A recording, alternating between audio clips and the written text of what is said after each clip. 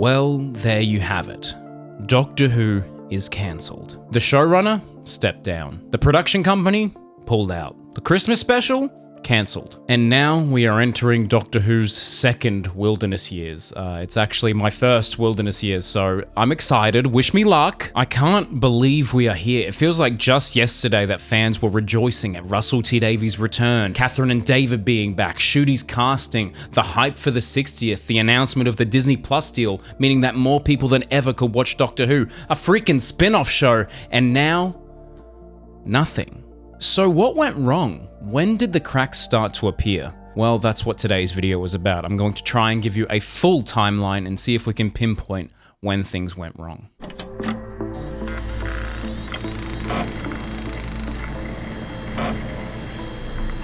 On the 24th of September 2021, Russell T Davies was announced as returning showrunner for Doctor Who. This made a lot of people very happy, including Russell himself, who said he was beyond excited to be back on his favourite show. Everyone was so excited because Russell had been showrunner from 2005 to 2010, and was credited with bringing the show back after it had been off the air since 1989, except for the TV movie in 1996. He was responsible for writing fan favourite Doctors Christopher Eccleston and David Tennant, and helped the show reach new heights that, some would argue, returned it to its former glory. It was a spectacular run. But one of the biggest controversies of that era was Christopher Eccleston leaving after just one series, due to what he described as a toxic work environment, on-set politics, and distress over how the cast and crew were treated. It was a bit of a mess behind the scenes, and thank gosh that didn't happen again. When Russell was announced to be coming back to Doctor Who back in 2021, I think I let out an audible gasp because I was so excited. I was beyond excited. And unlike a lot of my peers, I actually started watching Doctor Who during the Matt Smith era,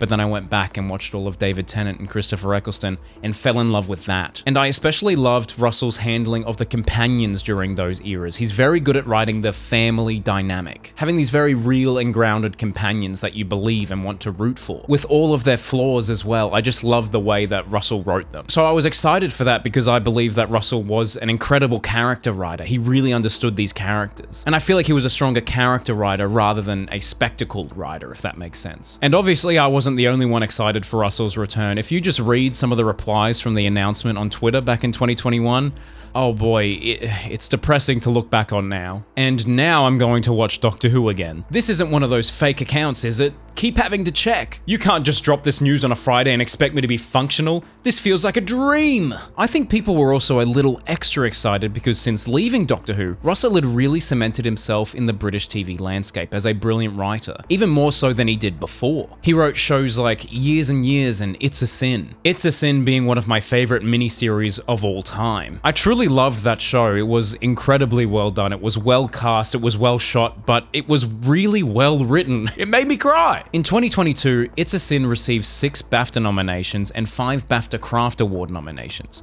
with Davies being nominated for Best Writing Drama. Anyway, Russell returning to Doctor Who seemed like a surefire bet. You know, he was the returning showrunner that everyone loved. People were saying, hey, it's the return of the king. But can lightning strike twice?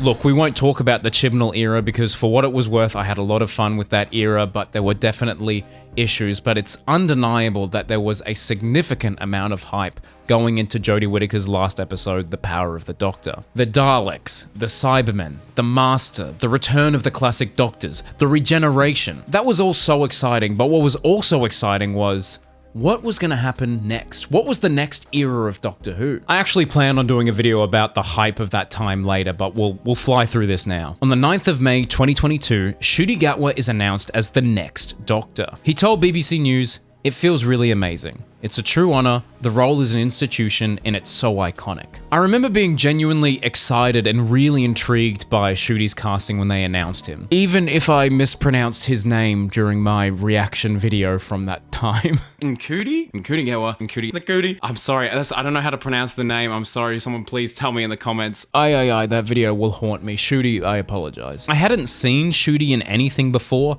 but I knew he was in Sex Education. So literally right after the announcement, I binged watched the entire show on Netflix from start to finish, what was available at the time. And he was brilliant as Eric. He was sassy, funny, full of energy with this infectious youthfulness that I thought would make a really interesting Doctor. I was genuinely very excited. But then, just a few days later, on the 15th of May, 2022, they're back! David Tennant and Catherine Tate are returning to Doctor Who. And this sent people into an absolute frenzy. Series 4 is widely regarded as one of the best runs of modern Doctor Who, and a huge part of that comes down to David and Catherine's magnetic performances. And Russell wrote that series too, so having all three of them back together was just insane. And then basically the next day, the set pictures surface online. Public filming shots of David Tennant in what appears to be a new suit. Is this a prequel? Is it something new? Seeing those pictures, I felt something I hadn't felt as a Doctor Who fan in a long time. I was so optimistic about Doctor Who's future. Was it all fan service bringing David Tennant back?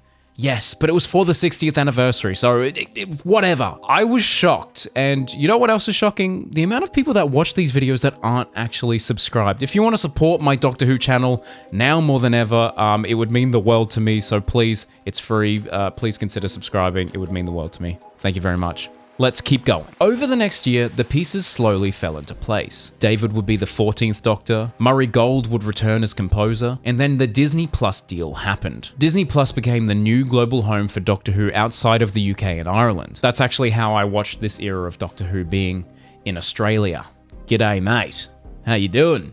Put some shrimp on the barbie. Fast forward to November 2023, and the 60th specials are here. The Star Beast, Wild Blue Yonder, and The Giggle. David Tennant's last episode really went from the end of time to The Giggle. When The Star Beast premiered, I was actually in London because I wanted to be in the UK for the 60th anniversary of Doctor Who because I'm a nerd. But I remember watching that and being like, yeah, okay.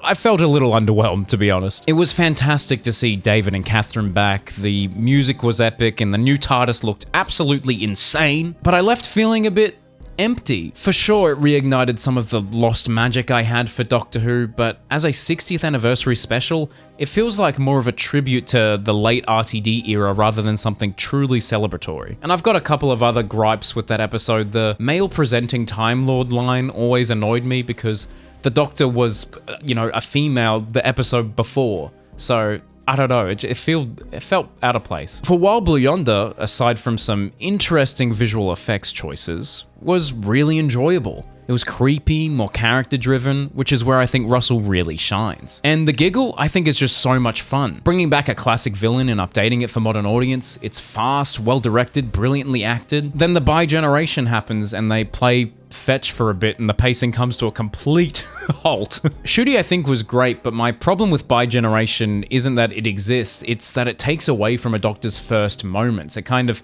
undermines the next Doctor if the other Doctor's still there. That's my hot take. I feel like maybe it would have been nice if Ncuti was the one to save the day by playing catch just by himself. But how did the 60th anniversary specials perform? The Star Beast got 5 million viewers overnight, the biggest launch for a drama that year, and the biggest overnight ratings for Doctor Who since Resolution in 2019. Wild Blue Yonder pulled in 4.83 million, whilst The Giggle, 4.62 million. Dare I say, it was almost a return to form. In a world of streaming where event television is incredibly hard to pull off, that was impressive. Then, not long after that, at Christmas, we got Ncuti's first proper full episode as the Doctor, The Church on Ruby Road, which featured the Goblin song. Hey, fun fact, the Goblin song actually charted at number 12 in the UK. That's crazy. That is absolutely crazy. Anyway, I was always a fan of this episode. The chemistry between Ruby and the Doctor was just fantastic. Maybe they became best friends a little too quickly, but the performances from both of them are undeniable. And it's also worth noting that it was the first Doctor Who Christmas special in about 6 years, I think. So it was nice to have Doctor Who at Christmas, even if it's on Boxing Day here in Australia. The Christmas special is my, Boxing Day tradition here in Australia. Not this year, though. So to be honest, as a Doctor Who fan and Doctor Who content creator, I didn't really see any red flags here. I was just enjoying Doctor Who being on the air. I was enjoying it being on you know, Disney Plus in 4K. I was really excited and optimistic about Doctor Who's future. We didn't have the Disney Plus viewership figures at this time, nor do we have it at the time of recording, so it's unsure if Disney Plus were happy or unhappy with how Doctor Who was performing on their platform at this time. But for me, hey, the show was back. I liked Ncuti. I wasn't fully sold on him yet, but I was optimistic as to what the future would hold. And it was reassuring to know that at least 2 seasons were already in the works. Season 1 had already been filmed, and they were only months away from wrapping season 2. And I look back on this time and I think this might be the last time I was truly optimistic about Doctor Who's future.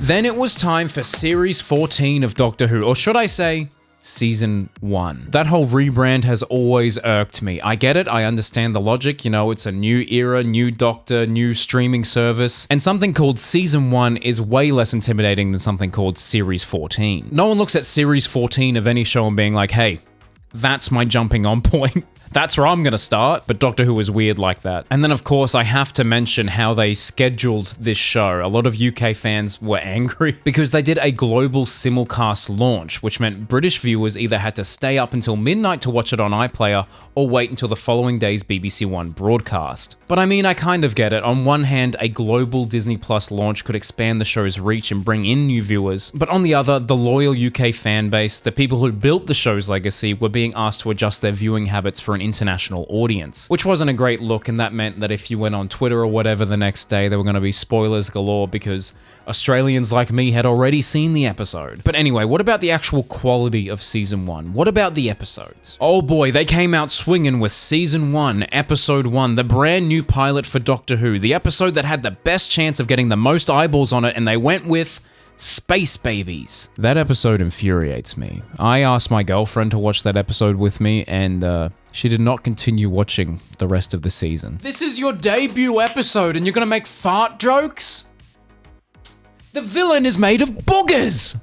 Boogers! Sorry, I'm gonna crash out this video. Come on, I don't want to look at those CGI babies. To be fair, Doctor Who series openers tend to land somewhere between average and good, with a couple of standout exceptions like The 11th Hour, Rose, Woman Who Fell to Earth, but I don't think I've ever found one genuinely bad before, until this episode. You may like Space Babies, there's some fun stuff in there, there's some good stuff with Ruby, I guess, but I'm just not a fan of this one. I feel like it's too silly, especially for a Doctor's second episode. But for the rest of the season, on reflection, it's a mixed bag that I actually mostly enjoyed. The Devil's Cord was alright, Rogue was pretty good, Dot and Bubble was a genuine surprise hit for me, Boom was great, the season had real highs. But what let it down was a lackluster finale. There was a really intriguing setup in part 1, but I feel like they really fumbled the bag with Empire of Death. The pacing is all over the place, and after building up so much hype for Sutekh, he barely gets any screen time, and Ruby gets her name because her mother pointed at a street sign. Like, what's the logic there? Who's supposed to know someone going like that is like, oh, that's what you want me to name your daughter? And why did they have such a hard time finding out who Ruby's mother was? Because she was just an ordinary lady. I liked the twist that she wasn't, you know, the trickster or like River Song or something that was inaccessible for new viewers. There was no explanation as to why she was so hard to find. It all felt so underwhelming. But I will say this, Season 1 contains one of my favorite Doctor Who episodes of all time. 73 Yards. It's dark, creepy, companion-driven, and I love episodes that actually leave you thinking about it afterwards, questioning and theorizing things that the episode never explicitly explains. I mean, heck, that's why I've got this. I've got the book. I've got the book to see if I can make sense of that ending, but man, I really like this episode. It's a banger. It's a certified banger. But I mean, it's interesting that I like that episode so much because it's not a typical Doctor Who story. The Doctor's not in it, but like some of my favorite Doctor Who episodes are not really traditional Doctor Who stories. Like, I love Blink, obviously, but that's not exactly like an example of a Doctor Who episode. Heaven Sent is probably my favorite episode ever, maybe, and that's not a typical Doctor Who episode. Do I even like Doctor Who? I'm gonna crash out this video. So how did the season perform? The ratings were iffy. Season 1 averaged roughly 3.7 to 4 million viewers per episode in the 7-day consolidated viewing figures, with overnights on BBC One averaging around 2.4 to 2.6 million. That's not great, but that's partly because they prioritized the Disney Plus and iPlayer market, and apparently the iPlayer performance was incredibly strong. But still, compared to the 2023 specials, Season 1 represented a 48% drop. And that's significant. Russell himself addressed this decline, noting, "The under 16s and the 16 to 34 audience is massive. It's not doing that well in the ratings, but it's doing phenomenally well with the younger audience that we wanted." Well, if those fart jokes brought in the viewers you wanted, Russell, then good-o. 2 thumbs up from me. Around this stage, rumor has it that Disney Plus was not happy with how Doctor Who was performing. It had fallen well short of expectations and did not become the global phenomenon they were hoping for. I genuinely thought that Doctor Who was going to be huge again. I remember telling all of my friends, being like, hey, Doctor Who is big now, it's on Disney, it's gonna be a big thing. They had all of the money, they had the writing talent, they had the acting talent, but for some reason, the puzzle pieces just didn't come together.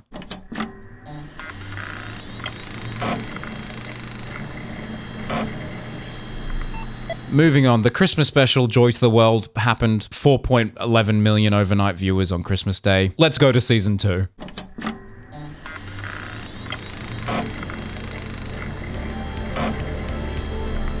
Then the 2025 season was on the horizon. When that first trailer dropped, I was so keen. I was worried that filming both series back to back wouldn't leave them with enough time to learn from season 1's mistakes, but this trailer felt different. I was genuinely intrigued by this new companion, Belinda, someone that didn't want to be there, the reluctant companion. And then the season started and it was good?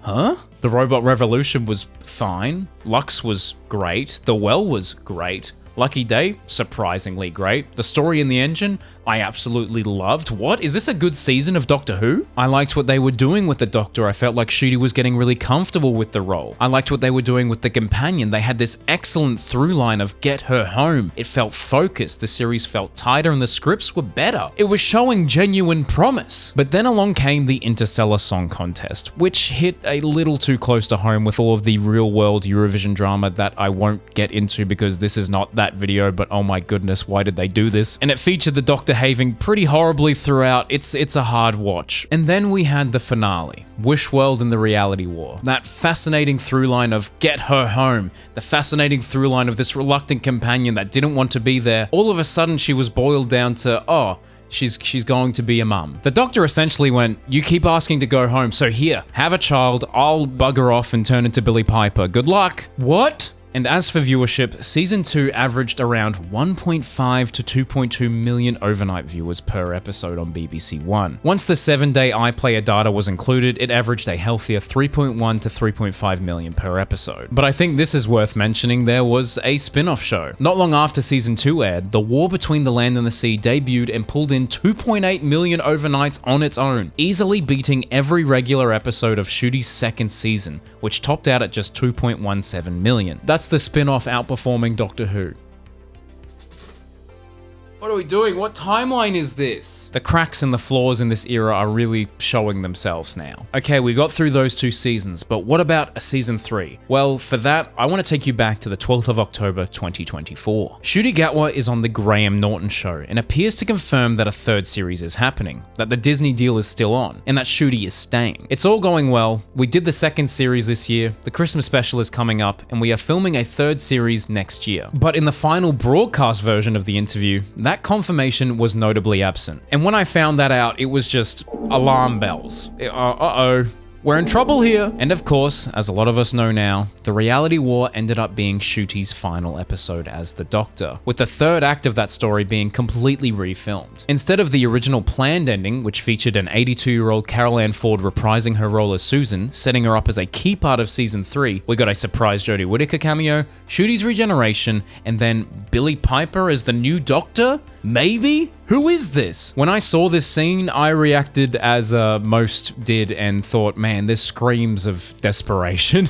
They wanted a last-minute viral moment, and that's exactly what they got. It was last minute. Billie Piper even confirmed that at Florida SuperCon in 2025. She says she was approached very last minute, calling it emotional and a really great ending.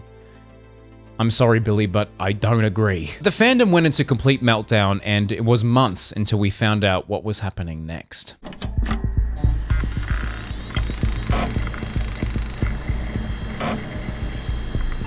On the 28th of October 2025, it was confirmed. Disney Plus had exited its Doctor Who partnership with the BBC. The BBC stated it remained fully committed to the show, with a 2026 Christmas special planned, and that Russell T Davies had agreed to write it. But time went on. Fans were left with a bad taste in their mouths from a disappointing finale and that desperate ending. But then, on the 10th of June 2026, we got a new update. As part of securing the next phase of the show for future generations, the BBC will put Doctor Who out to competitive tender this year. After careful consideration, the BBC, Russell T Davies, and Bad Wolf have collectively decided not to go ahead with the previously announced Doctor Who Christmas episode. When I read that, my heart sank. I was like, oh boy, this is no good. This is no good. Would the episode have been good? Probably not, but there's a lot of things to tie up. But then not long after that, I found out that Russell T Davies had stepped down as showrunner, pretty unceremoniously. He posted this to Instagram. And so goodbye from me to Doctor Who, but hello to a big new future for the show, as the BBC announced it's putting the show out to tender. As a result, there won't be a Christmas special. We only cooked that up to guarantee a future when no one knew what would happen. But now we do know. There's no need for it. You'll have to wait a bit longer for new Doctor Who, but you'll be waiting for more Doctor Who than a one-off. So it's worth it. For the record, there was no script, I never wrote it, and no actor was ever approached to play the next Doctor. You may disagree, fine, sit in that chair and wait to be proved right. You'll be waiting a long time. This post boils my blood. Firstly, he doesn't thank anyone. I don't know, the tone of this really irks me. Secondly, the sit in your chair line really feels like a dig at Doctor Who fans for, being waiting for stuff. We were waiting for the Christmas special that we thought was going to happen. How are we supposed to know it wasn't supposed to happen? You've lied so many times. And thirdly, there's the claim that there was no script. What? What? You must have been lying, Russell. Because I remember his good friend Murray Gold going on a podcast, I think it was the Half Picture podcast, and saying this. I know that Russell's written, I think, multiple versions depending on certain outcomes. So that's all I really know, and I'm not sure I'm even supposed to know that. So was Murray lying, or was Russell lying to Murray? And then he said this in Doctor Who magazine not too long ago. 12 months awaiting. Next December, I'll be here to trumpet and shoot about the 2026 Christmas special. It contains 3 words: Bafflers, Winternox, and Village. What do you mean? Why would you say that if nothing was written?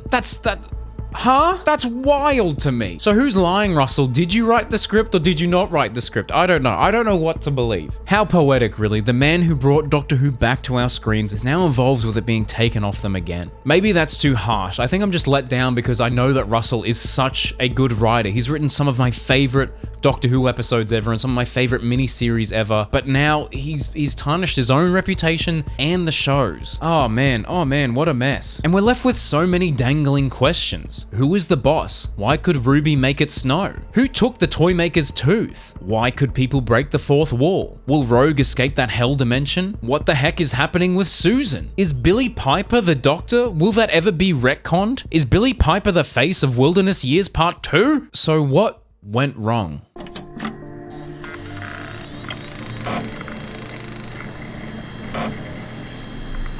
Some people may point to a reliance on mysteries that either didn't pay off or never got resolved, an over-reliance on nostalgia and past era callbacks for what's supposed to be a fresh jumping on point. For me, my hunch, I think it's that Russell was now in a position where no one could really say no to him, and rightfully so, where no one really felt able to push back. There wasn't anyone to say, maybe that won't land, and hey, maybe we shouldn't do that. There was a huge amount of money at play, a huge amount of risk, and it didn't pay off. If you're commissioned for 26 episodes, you really have to put your best foot forward, and I truly don't believe that this is Russell's best foot, and I truly think there was a lot of stuff this era that we just won't know about for quite some time with behind the scenes drama. I mean, remember that thing with Millie Gibson being a diva on set and reportedly fired, and then all of a sudden Verada Sethu was cast as the companion mere weeks before filming? I think there is some weird stuff that happened behind the scenes. I have a source that has said to me that Russell has been fired since 2025 for some time, but he hasn't been able to say anything until now. Allegedly. But what really irks me is that this era was full of promise. All of the ingredients were there, it just didn't work. Whether it came down to behind the scenes chaos, or an overconfident showrunner, or both, We may never fully know. But Doctor Who is going to rest for a while now. 3 years, 5 years, 10 years, who knows? But maybe it needs that rest. Maybe it needs to come back sharper and stronger than ever. But I'd love to know what you think. What was your experience with this era? What do you think went wrong? What was good? What was bad? Please leave your thoughts in the comments below. Whilst you do that, I'm gonna go and start my hashtag Crispy for Showrunner campaign. Now that Doctor Who is out for like tender, can I just give it a go? Can I start a production company and take over Doctor Who and make every episode feature the pating? Yeah. Maybe we can film some episodes in Australia. Yeah. All right. Like and subscribe. I'll see you next week. Bye.